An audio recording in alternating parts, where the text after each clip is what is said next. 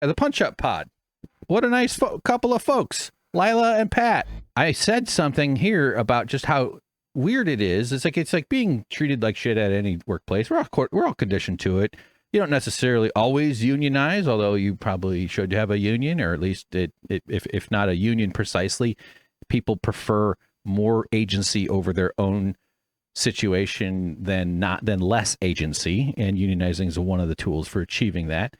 And the point being that we desperately needed to unionize at TOT, but there's something unique about the Young Turks' status or station in the world because of its explicitly, allegedly pro-worker, but it's explicitly progressive foundation and mission. And Cenk doesn't really use the word progressive much anymore. I mean, he's the subject or one of the subjects of this documentary, certainly a core to it. So he calls himself a populist now. He's got a whole thing he goes on and on about the three wings of the Republicans and the three wings of the Democrats. And there's the extremists on both sides. There's the corporate side. There's the corporatists on both sides. And then there's the populist right, the populist left. And he's trying to position himself as uniting the populist right and the populist left. I think that's a fairly accurate summary of where he's landed himself in his quest to change the sign outside the Shoney's, because the old verbiage isn't pulling in the audience the way it once was. I think the progressive brand for the way Cenk has lived it and shown to have lived it is worn out somewhat. I think he still might say homo progressives here and there. I'm not saying he's abandoned it completely. But what's particular about that is that it attracts people who want to live those principles, who want to uphold the standards and at least somewhat of the concepts that underpin progressivism, or at least the TOT project of being, speaking truth to power, calling out powerful people. It's redundant what I just said there. You know, the honesty, the transparency, the openness, making a stink about other companies' malfeasance and this and that. So it's an explicitly political. And therefore, underneath that concept of the word political is like the social, the economic, the moral, the fibers of that whole notion of that whole company are inherently political. And my film, Tell the Truth, Cenk, is inherently a political act. I am stepping out of the hierarchy and insisting, trying to get more attention, trying to get more people to, give a shit. And it's difficult because the world is going in a way that is certainly, my story is not the most important thing happening at all, but it does touch on huge themes, centuries old themes of work and labor and order givers versus order takers and that whole stuff. And so this whole foundation of this company and working for a company like this means that the way they treat their workers is a reflection of its politics. And I would say a more accurate and more truthful reflection of their politics. What's particularly, I don't know if galling is the right way to say it, but I'll just let the guy here say it, me, from another show on the Punch Up Pod, which you should go support and subscribe to. I'll just let me say it. It's about medical care. It's about how weird it was and how weird it is to be denied health insurance for a company that makes one of its main planks getting people health insurance. And it's especially weird.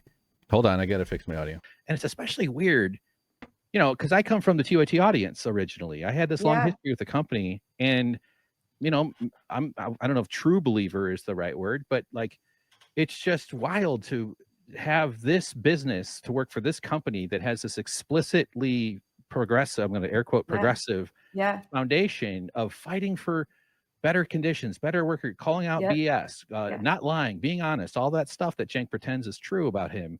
And especially about healthcare, when he screams and yells that you can die from not having healthcare. It's barbaric. Other countries don't do this. 68,000. And I've seen him saying that for years. I'm editing videos where he says stuff like that. And I've got a piece of paper in my desk that says no health insurance. I mean, I've been a 10-year subscriber, yearly subscriber to the Young Turks. And when I didn't know you and your story, but when I heard about the union busting, I canceled my subscription. When did you hear?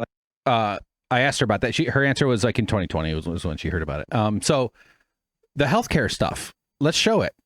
I have it here in baldoninside.substack.com. For 12 of the 14 months, I had 0 health insurance under 2 different job classifications. And this is the paperwork I was referring to. There's obviously more to it. These are just snippets. But like you can see here, no benefits. Oh, fuck. All right, there it is. No benefits. No health care benefits, health and welfare benefits, including coverage. It's really detailed. And get back to the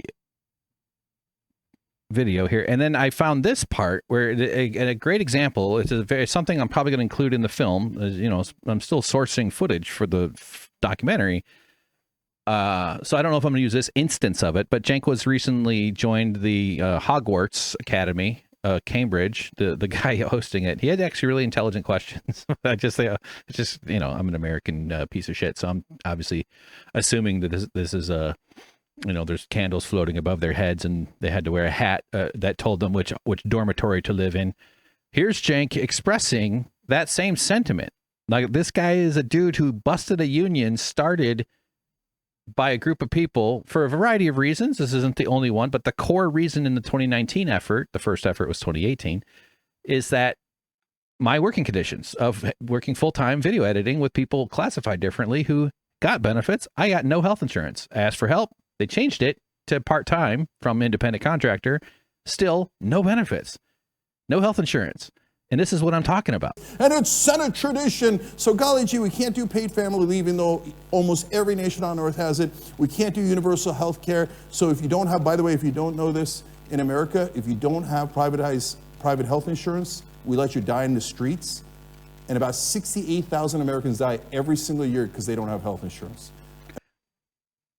He wouldn't have given 2 fucking millionaire shits if I died in the streets from lack of health insurance. Except he'll tell an audience that he cares enough. And the reason I know I'm right when I say that is because I asked if I could get health insurance and he said no.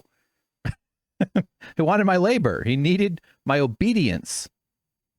So I unionized.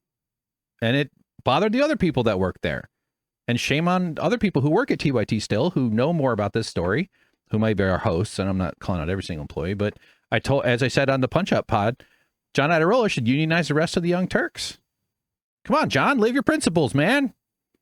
There's no way he hasn't seen this stuff. I think he's off Twitter now, but he followed me. It'd be, yeah, because we talked about like the conspiracy lie related to the documentary. I'm getting a field here. There's a little bit more.